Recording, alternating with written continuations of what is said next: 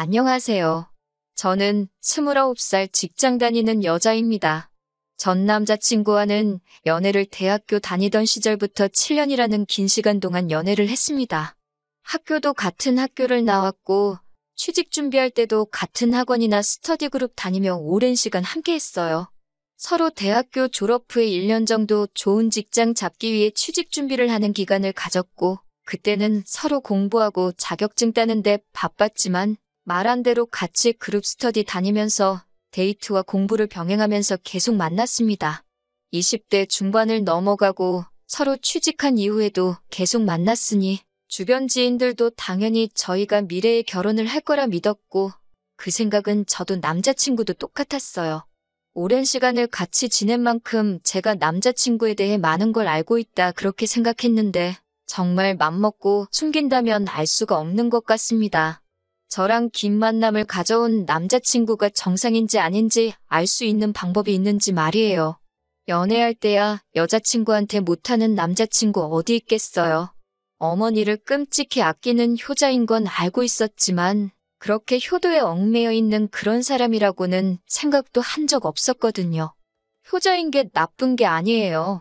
저도 제 스스로 저를 효녀라고 칭하니 조금 부끄럽기는 하지만 부모한테 잘하기 싫은 자식도 세상에 어디 있겠어요? 둘 다 홀어머니 밑에서 자라왔고 취직 후에 각자 어머니에게 생활비주로 돈 보내고 있습니다.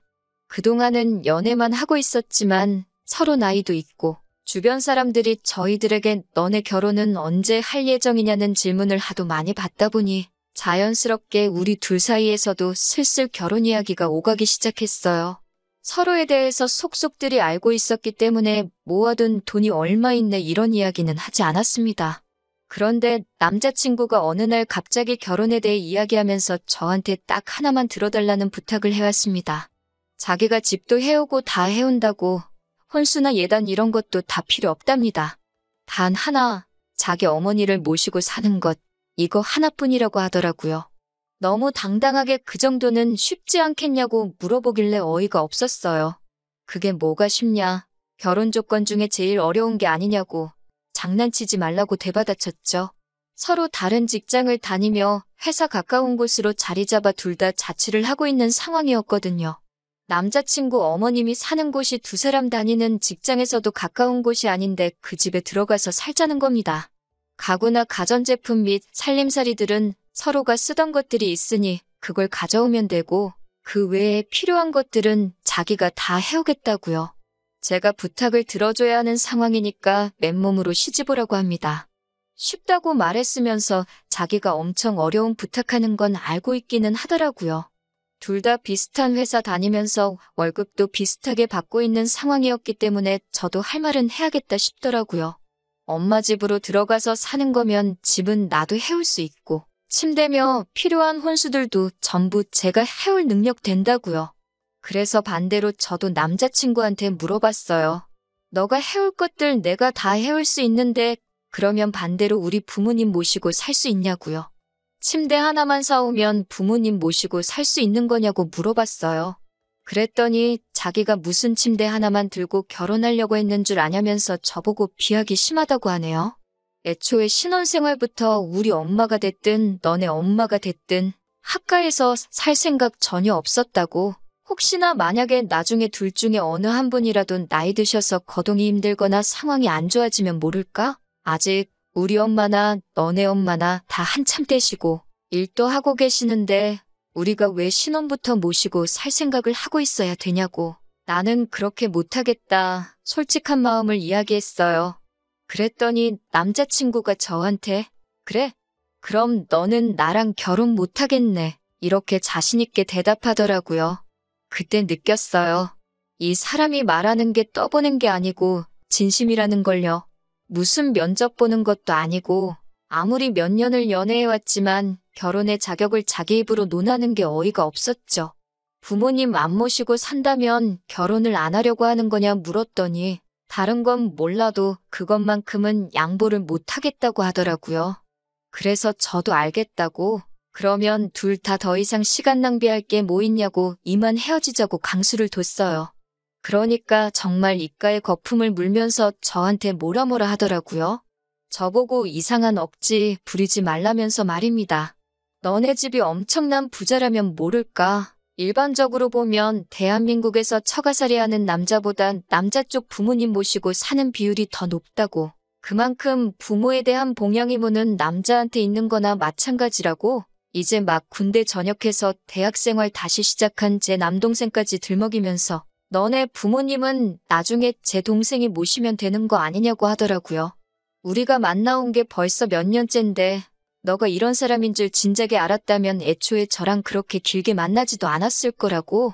자기가 사람 보는 눈이 없어서 시간 낭비했다는 식으로 말을 하더라고요. 저도 남자친구한테 나도 너가 그런 생각 가지고 있는 사람인 줄 몰랐다고. 피차 시간 낭비한 건 너나 나나 똑같은데 뭘 그렇게 손해본 것처럼 말하느냐 대판 싸웠어요. 서로 의견이 좁혀지지 않고 언성만 높아지고 있으니 더 이상 말할 가치도 없다는 생각에 이제 그만 헤어지는 게 서로를 위해서 더 좋지 않겠냐는 식으로 대화를 해나갔습니다.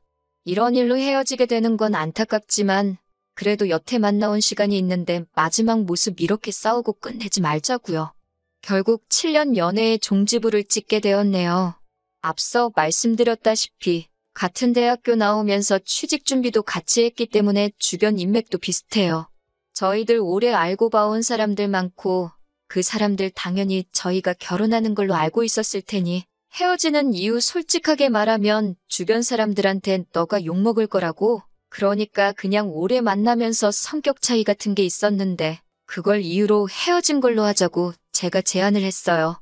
남자친구도 주변 사람들이 저희들에게 기대하던 모습을 익히 알고 있었기 때문에 남자친구도 그렇게 말을 맞추자는 부분에 대해서는 동의를 했습니다. 그렇게 저희는 헤어지고 무슨 일 때문에 헤어진 거냐 묻는 주변 사람들 질문에 저는 약속한 대로 남자친구와의 성격 차이 때문에 오랫동안 숙고하다가 결국 서로 좋은 모습으로 헤어지게 되었다는 식으로 이야기했습니다. 그런데 어느 날 제 친구가 저한테 진지한 표정으로 물어보더라고요. 너네 헤어진 이유가 성격 차이 때문이 아니라 너가 양보를 안 해서 헤어진 거라며? 라고 말입니다.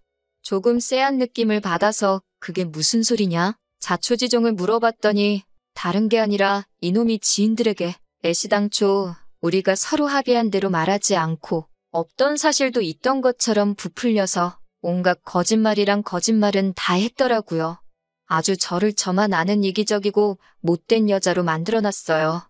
듣자 하니 남자친구가 부모님을 모시고 사는 건 어떻겠냐고 지나가는 말로 떠보듯이 이야기한 거랍니다.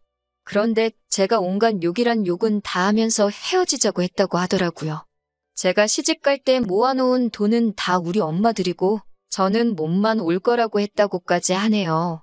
그래서 자기가 집도 다 해오고 혼수까지 다 해오기로 했는데 혼자서 그걸 다 하려면 조금 모자라서 자기 엄마 집을 팔아 자금을 만들어서 학가를 하는 방법이 생각나 그건 어떨까 하는 생각에 지나가는 말로 떠보듯이 물어본 건데 제가 양보는 하나도 안 해주고 시엄마를 어떻게 모시고 사냐 하면서 그건 죽어도 하기 싫다고 했다고. 그래서 저를 다시 보게 되었고 결혼 상대로 삼을 사람은 못 되는 것 같다며 그래서 자기가 먼저 저한테 헤어지자고 했다네요.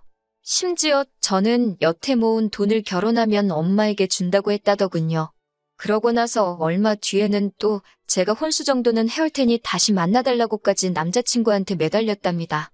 그런데도 혼수해오는 조건으로 시어머니 모시고 살지 않는 걸 조건으로 걸었다고 하네요. 저를 7년이나 사귀었지만 그런 사람인 줄 몰랐다고. 그래서 고민도 하지 않고 저를 차버렸다고요. 그 뒤로도 자기는 마음이 안 좋아서 맨날 술로 하루하루 보내고 하는데 저는 벌써부터 다른 남자 만나러 다니고 잘 지내는 것 같다고. 그게 자기는 너무 힘들다면서 지인들한테 술 한잔 사달라고 돌아가면서 불러놓고 똑같은 이야기를 했다네요. 그중에서도 저를 떠본 거였다는 말이 제일 어이가 없어서 그게 날 떠보려고 스쳐가는 말로 한 거였다고 물어보니 그 친구가 제게 하는 말이 제가 남자친구에게 집이며 혼수까지 자기 혼자 부담시켜 놓길래 혹시나 싶은 마음에 제가 결혼을 해도 될 만한 여자인지 아닌지 테스트를 해보려고 학가 이야기를 꺼내 저를 떠본 거라고 했다고 말을 했다고 합니다. 그러니 사람들은 제가 남자친구랑 7년 연애하면서 남자친구가 모아놓은 돈 노리고 제 돈 한 푼도 안 쓰고 결혼까지 하려고 하는 날강도에다가 혼자 계신 시어머니 모시고 살 거면 결혼 안 한다고 땡깡 부리는 그런 생각 없는 나쁜 여자로 만들어 놓은 거죠. 주변 지인들에게 제 평판이 떨어질 대로 떨어진 상황에 제가 이걸 그냥 넘어갈 수는 없었습니다. 이 사람들이 제 인생에 얼마나 큰 부분인지는 모르겠지만 저만 천하의 나쁜 사람이 돼버릴 수는 없었어요. 그래서 참고 또 참다가 얼마 전에 나를 잡아서 남자친구한테 전화를 걸었습니다. 전화를 받자마자 너 사람들한테 왜 거짓말을 하고 다니냐고, 부모 모시고 살지 않으면 나랑 결혼은 못하겠네? 이딴 식으로 먼저 말한 건 너였고, 그래서 내가 헤어지자고 한 거고, 성격 차이로 헤어졌다 말하기로 해놓고 어떻게 주변 사람들한테 그렇게 말을 전하고 다닐 수가 있냐고 따졌습니다. 남자친구는 너가 양보 못한다고 한 거는 맞지 않냐고 적반하장으로 나오더라고요. 하도 남들에게 거짓말을 하고 다녀서 그걸 진짜라고 혼자 믿고 있는 거 아니냐고, 그리고 내가 언제 맨몸으로 시집 간다고 했냐고, 그것도 너가 너네 엄마 모시고 사는 조건이랍시고 먼저 말 꺼낸 거 아니냐고 따졌죠. 서로 시간 낭비하지 말자고 좋게 헤어지자고 해서 서로 동의해놓고 뒤로는 어떻게 내 호박씨를 까고 다닐 수 있느냐고 했죠. 그러니까 전화기 너머로 소리를 고래고래 지르면서 그게 어딜 봐서 좋게 헤어진 거냐 따지더군요. 너가 효심이라고는 눈꼽만치도 없는 사람이었다는 것만 해도 자기한테는 충격적이었다고, 만약에 진짜 우리가 결혼을 했어도 자기 엄마한테 엄청 못했을 거라며 땡깡을 부리더군요. 웃기는 소리 좀 하지 말라고. 그리고 그렇게 엄마 걱정하는 효자면 지금은 왜 따로 나와서 자취를 하고 있는 거냐고. 진작부터 엄마 집에서 살면서 효도하고 살았으면 모를까? 왜 꼭 결혼을 하고 나서야 엄마랑 같이 살려고 하는 거냐고 따졌습니다. 왜 꼭 효도를 결혼하고 나서부터 하려고 하는 거냐고. 진작부터 어머니 봉양하면서 살고 있었으면 모시고 살겠다고 말했을 때 너가 엄마를 끔찍하게 생각하는 걸 알고 생각이라도 해봤겠는데, 여태까지 대학생 시절부터 자취하면서 따로 살았으면서 왜 이제 와서 효자인 척 하느냐고 한마디 했죠. 그리고 합가 또한 사전에 저한테 비슷한 말 한 번 한 적이 없고, 결혼할 때 다 돼서 깜빡이도 안 켜고 일방적으로 그렇게 해야 한다 통보한 거는 너 아니냐고 계속 쏘아붙이니 자기가 주변 사람들한테 해놓은 거짓말이 앞뒤가 안 맞는다는 걸 느꼈는지 아무 말도 못하고 있더군요. 그러다 한참 뒤에야 어쨌든 너는 모시고 살 생각이 없는 거 아니냐고, 그게 이기적인 거라고 하더라고요. 여기까지 듣고 있으니 더 말할 것도 없다 생각해서 할 말 다 했다고, 뒤로는 거짓말하고 다녀도 전화기로는 솔직해줘서 고맙다고 이야기했어요. 남자친구가 무슨 소리냐고 물어보길래 몰래 준비한 깜짝 이벤트를 공개해줬습니다. 여태까지 통화한 거는 스피커폰이었고 지금 나 혼자 있는 게 아니라고요. 내 옆에 지금 너가 나에 대해 거짓말하고 다닌 사람들 전부 한자리에 모아놓고 다들 들을 수 있게 스피커폰으로 전화한 거였다고. 뒤로는 나 몰래 모두에게 거짓말하고 다녔지만 이렇게 스스로 오해 풀어줘서 고맙다고 했습니다. 지인들을 공유하다 보니 남 일에 관심 많고 여기저기 떠벌리기 좋아하는 지인들도 많았어요. 최대한 우리 공통된 지인들에게 이 모든 진실을 속속들이 알려줄 만한 사람들로 엄선해서 자리를 만들었습니다. 남자친구는 제가 저 혼자서 전화를 걸었다고 생각하고 그 사람들이 모여있는 자리에서 사건의 전말을 자기 입으로 다 불어버리고 만 것이죠. 마지막 인사로 여태 뒤에서 나 씹어대느라 술값이며 돈 좀 썼을 텐데 이렇게 스스로 오해를 다 풀어줘서 고맙다고 했어요. 그리고 앞으로 다른 사람 한 방 먹이려거든 좀 더 조심 좀 하고 머리도 좀 쓰라고 전해줬습니다. 전화기 너머로 부들대고 있는 게 다 느껴지더라고요. 다행스럽게도 전 남자친구 덕분에 땅에 떨어진 제 평판은 얼마 뒤에 다시 돌아왔어요. 뒤에서 저를 씹고 수군거리던 사람들도 제가 그럴 사람이 아니란 거 알고 있었다고 저에게 다가와 맘고생 많았다고 다독여주더라고요. 무엇보다 놀랐던 건 남자친구가 이렇게 많은 사람들에게 제 뒷담화를 하고 다녔나 싶을 정도로 열 손가락으로 헤아릴 수도 없을 정도로 수많은 사람들이 이제야 오해를 풀었다며 저에게 연락을 해왔다는 거예요.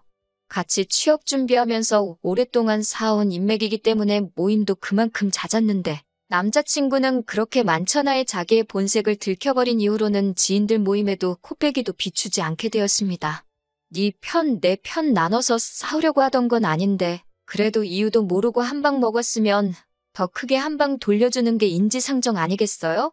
7년을 만나온 남자친구와는 영영 이별하게 되었지만 남자친구는 저뿐만 아니라 그동안 같이 동고동락 해오면서 오랫동안 이어온 인연들까지 다 잃게 되었네요. 자식이 부모에게 효도하는 건 당연한 일입니다. 그런데 자기가 직접 해야 할 효도를 다른 사람에게 떠넘기는 건 진짜 효도가 아니라고 생각해요. 대신 해줄 사람을 찾을 시간에 엄마 주름진 손에 로션이라도 발라드리는 게 진짜 효도 아닐까요? 저도 이번 일을 계기로 다음에 만날 사람은 꼭 서로의 의견에 귀 기울여주고 대리효도 강요하지 않는 사람을 만나야겠다는 생각이 드네요.